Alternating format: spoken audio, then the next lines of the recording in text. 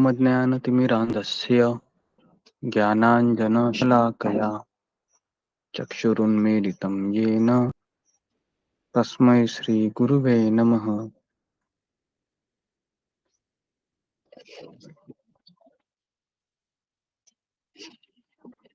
तो आज हम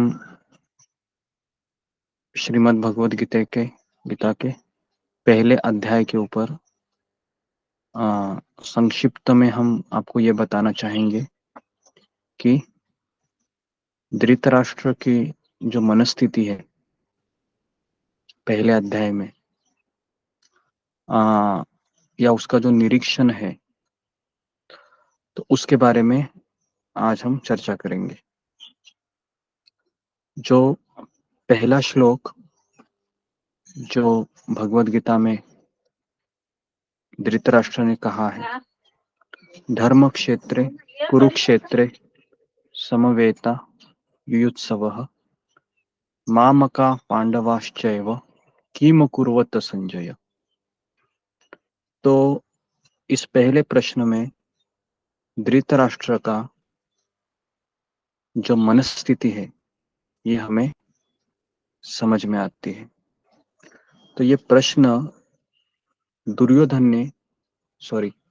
धृतराष्ट्र ने क्यों पूछा संजय से, तो इसके 4 कारण हैं। तो आज हम वो 4 कारण देखेंगे। ओके, तो सबसे पहले हमको ये समझना है कि धृतराष्ट्र स्वयं के पुत्रों के प्रति पक्षपाती था और उसने अपने भतीजे पांडवों को अपने आप से अलग कर दिया था। हालांकि दोनों पक्ष है ये एक ही वंश के थे, यद्यपि वह स्वयं कह चुका था कि वे युद्ध के लिए एकत्रित हुए थे, फिर भी उसने संजय से पूछा कि उन्होंने क्या किया। तो इस प्रश्न के पीछे हमारे जो आचार्य है उन आचार्यों ने बताया है कि धृतराष्ट्र ऐसा सवाल संजय से क्यों पूछता है। हालांकि इस प्रश्न में कोई तथ्य नहीं था, क्योंकि युद्ध भूमि पर आने के पश्चात दोनों पक्ष के सेनानी केवल युद्ध ही करेंगे। लेकिन धृतराष्ट्र के मन में कुछ और विचार चल रहे थे। तो ये सवाल पूछने के धृतराष्ट्र की मनस्थिति ये है कि पहला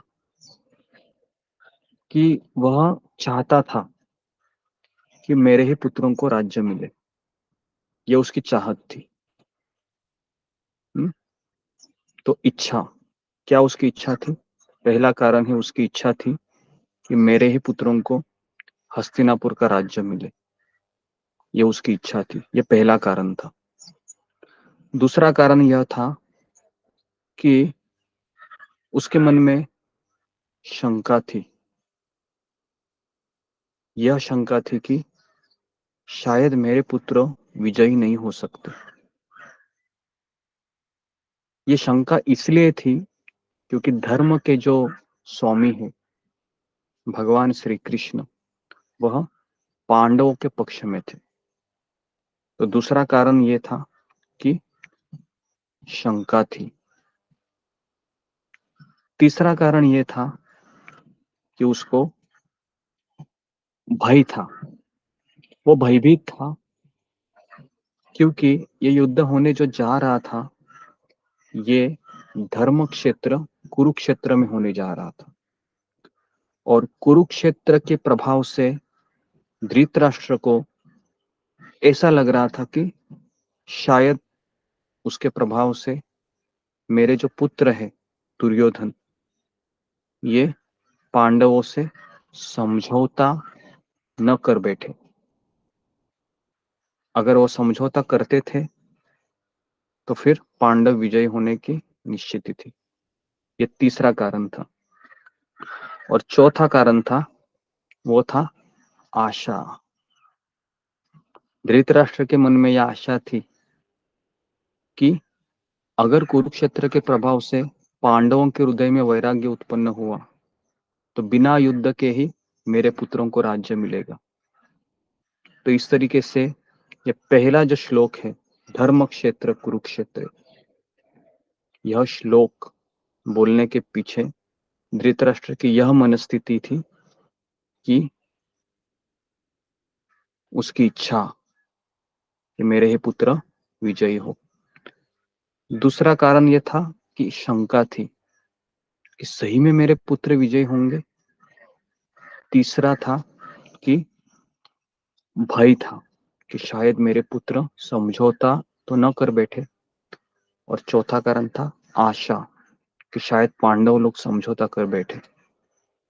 तो इस तरीके से यह धृतराष्ट्र की मनस्थिति थी।